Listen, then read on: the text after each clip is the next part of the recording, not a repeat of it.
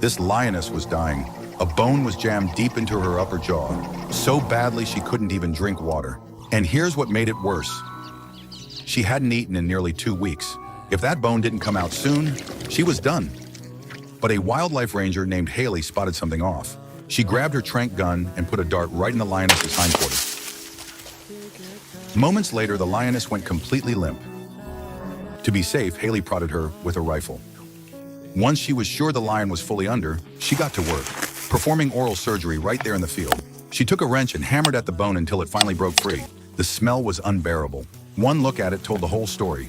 The surface had turned black, meaning it had been lodged in her mouth for a very long time.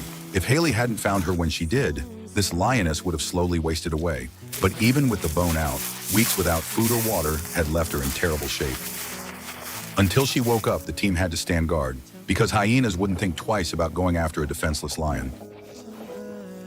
The next morning, Haley rushed back to check on her, and her heart sank. Normally, the lioness should have been awake hours ago, but she still wasn't moving. As the sun climbed higher, the African heat turned brutal. The lioness still hadn't woken. Her pulse and breathing were barely detectable. The blazing sun kept draining whatever strength she had left. The crew pulled a vehicle over, using its body to shield her from the heat. Prolonged starvation had shut her system down. All they could do was watch and wait. Haley placed fresh water next to her. Nothing. No reaction at all. She fed water directly into the lioness's mouth through a soft tube, and finally she started swallowing on her own. The moment Haley saw her drink, a smile broke across her face. She kept feeding her, again and again, without hesitation. As the sun rose higher, the vehicle's shadow could no longer cover the lioness. Haley rigged a shade canopy on the roof. Everyone was praying she'd pull through. By 2 in the afternoon, even the makeshift shade wasn't enough. The team carefully moved her under a tree.